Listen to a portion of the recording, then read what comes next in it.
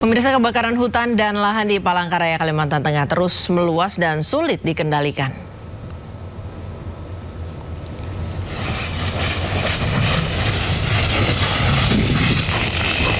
Cuaca panas dan angin kencang serta lahan gambut yang kondisinya kering membuat api dengan cepat menjalar. Petugas gabungan terus berupaya melakukan pemadaman untuk memadamkan api agar tidak meluas. Luasnya kebakaran hingga ratusan hektare serta cuaca panas ekstrim membuat petugas bekerja ekstra keras. Kondisi ini membuat 5 orang petugas dari tim Karhutla Dinas Kehutanan Kalimantan Tengah tumbang dan jatuh sakit mendapatkan penanganan dari petugas medis. Meski sejumlah petugas tumbang dan jatuh sakit, namun upaya pemadaman terus dilakukan oleh petugas gabungan lainnya untuk memadamkan kebakaran hutan dan lahan.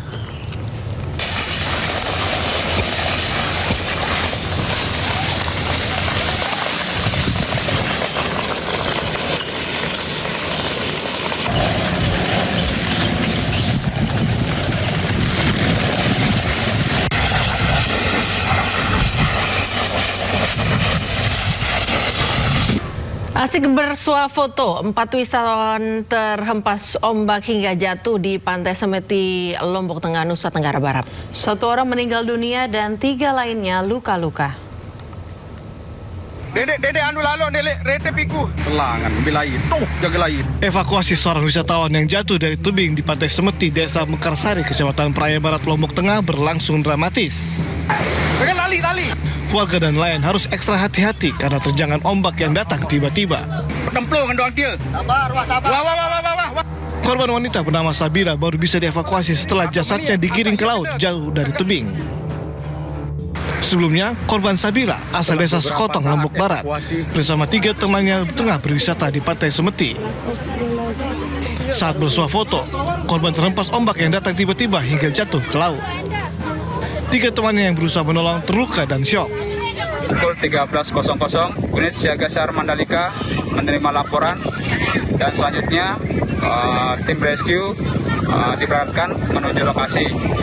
Pada saat perjalanan, tim rescue menerima informasi dari pelapor bahwa korban telah berhasil ditemukan dan selanjutnya dievakuasi ke klinik Selong Medical Service Selong Blanak, Lombok Tengah.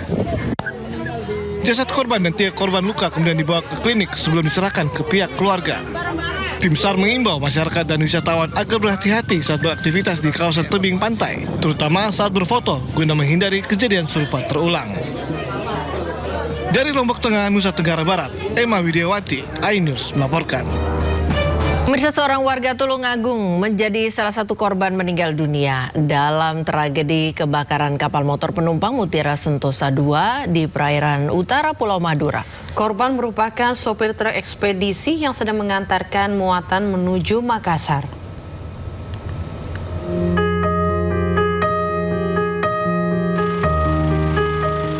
Sari Sukoco, 39 tahun, warga desa Sidorejo, Kecamatan Kauman, Kabupaten Tulungagung, Jawa Timur, menjadi salah satu korban meninggal dunia dalam kebakaran KMP Mutiara Sentosa II. Jenazah korban tiba di rumah duka di Kecamatan Tulungagung pada Senin malam. Saat kejadian, korban sedang menjalankan pekerjaannya sebagai sopir truk ekspedisi menuju Makassar.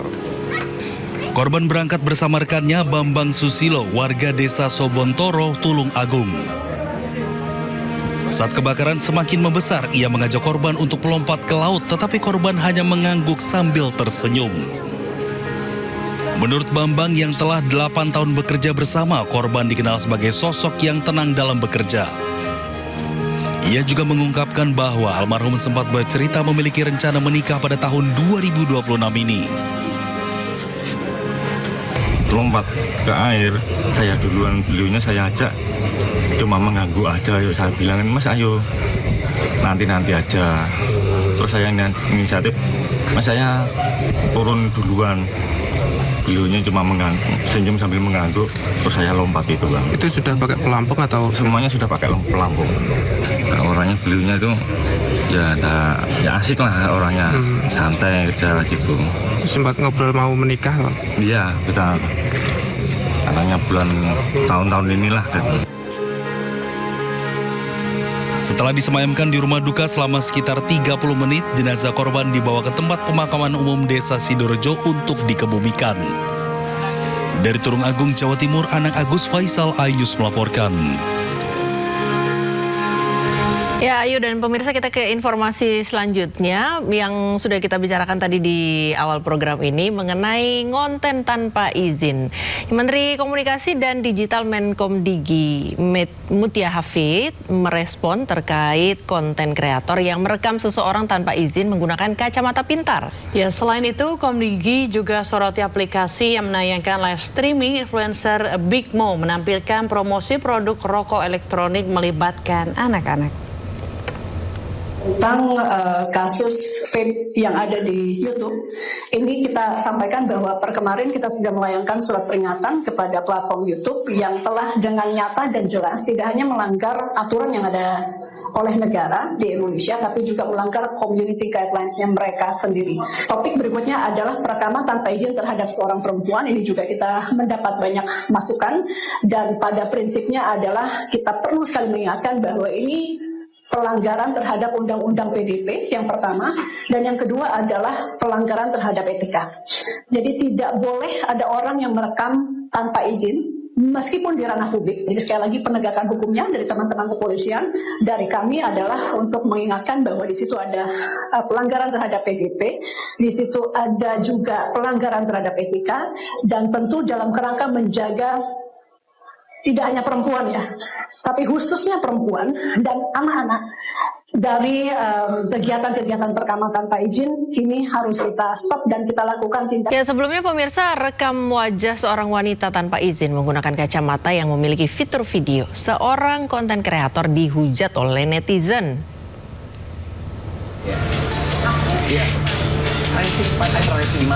Inilah sebuah konten yang jadi diskusi di dunia maya. Konten tersebut berisi wawancara langsung terhadap seorang wanita yang baru dikenal tanpa izin. Dengan alasan public space, seorang kreator bernama Brian Ebem berkesimpulan dia bebas ngonten dengan siapapun. Usai viral di media sosial, polemik pun terjadi. Pasalnya seorang wanita yang menjadi objek protes dan bersuara menghubungi kreator Brian Ebem di media sosialnya.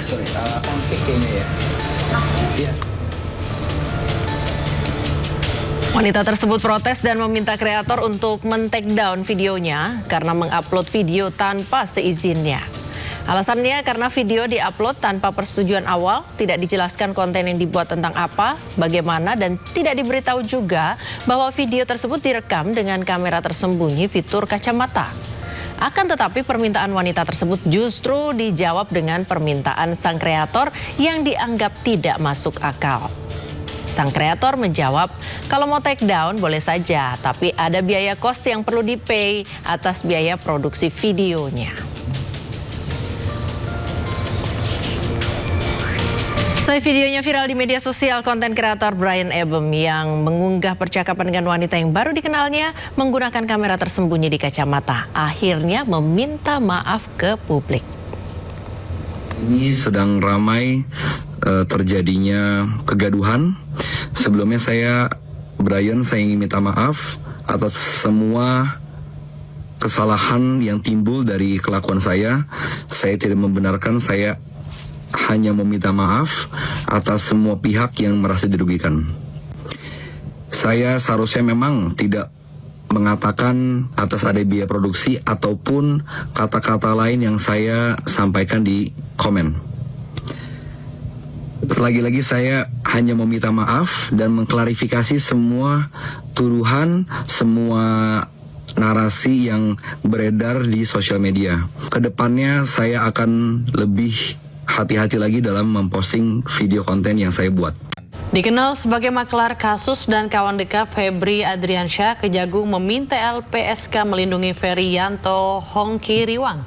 Sementara menurut pengacara Don Rito, Ferry justru biang kerok penyebab Febri dan Don Rito tersandung kasus korupsi.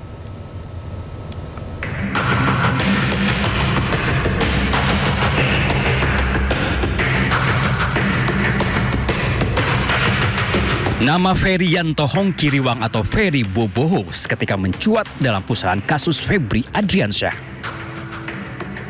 Ferry disebut sebagai saksi yang memiliki banyak informasi penting terkait kasus pencucian uang yang menjerat mantan Jampitsus itu.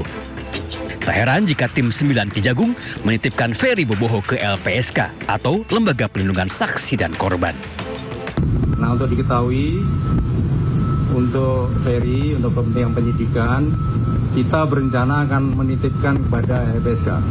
Kami masih mendalami dan sementara untuk kepentingan penyidikan sebagai saksi dan untuk keamanan yang bersangkutan.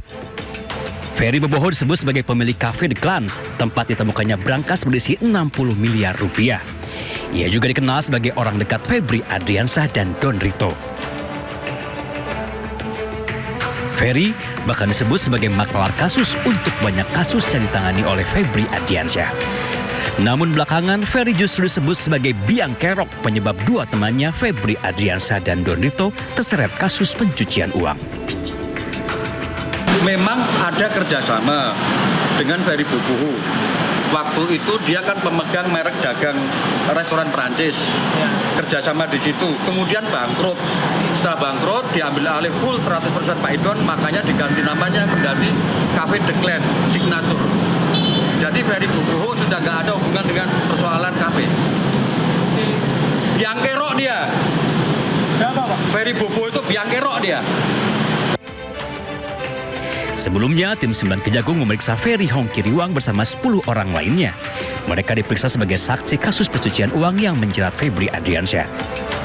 Dari semua saksi yang telah diperiksa, hanya Ferry Boboho yang dititipkan ke LPSK untuk dimintai perlindungan. Pertanyaan kemudian menyeruak, informasi penting apakah yang dimiliki oleh Ferry Boboho? Tim Liputan iNews melaporkan. Informasi pertama, pemirsa, kebakaran lahan di Savana, Bromo, Jawa Timur yang terjadi sejak Senin sore hingga kini belum berhasil dipadamkan. Akses wisata melalui beberapa pintu masuk Bromo ditutup sementara hingga waktu yang tidak ditentukan. Ini tambah banter ya. Kebakaran lahan yang terjadi di Blok Bantengan, Kabupaten Lumajang ini nampak dari kawasan Savana Bromo. Api diketahui membakar kawasan tersebut sejak Senin sore. Petugas gabungan dari Balai Besar Taman Nasional Bromo Tengger Semeru, TNBTS, BPBD Kabupaten Probolinggo, dan BPBD Provinsi Jawa Timur sempat memadamkan api agar tidak menjalar. Namun kondisi vegetasi yang kering karena musim kemarau membuat api terus menjalar. Hingga Selasa pagi, api masih membakar hingga merambat sampai ke Blok Watu Gede dan Bukit Teletabis. Info sementara titik api itu kan mulai dari pergerakannya dari wilayah Lumajang. Lumajang ya. Sekarang bergerak tadi pagi itu sebagian Bukit Teletabis sudah ada titik api juga. Kemungkinan mengalami pergerakan, tapi sebagian masih di wilayah Lumajang. Yang sebagian kecil yang mulai masuk di wilayah Probolinggo. Di Bukit. Imbas kebakaran ini, Balai Besar TNBTS menutup sementara kawasan wisata dari pintu masuk Malang dan Lumajang. Sedangkan dari pintu masuk Cemoro, Lawang, Probolinggo, dan Tosari, Pasuruan masih dibuka. Namun demikian, wisatawan dan warga dilarang mendekati kawasan yang terbakar di area savana. Sementara proses pemadaman api masih terus berlangsung. Dari Probolinggo, Jawa Timur, Hana Purwadi, iNews melaporkan.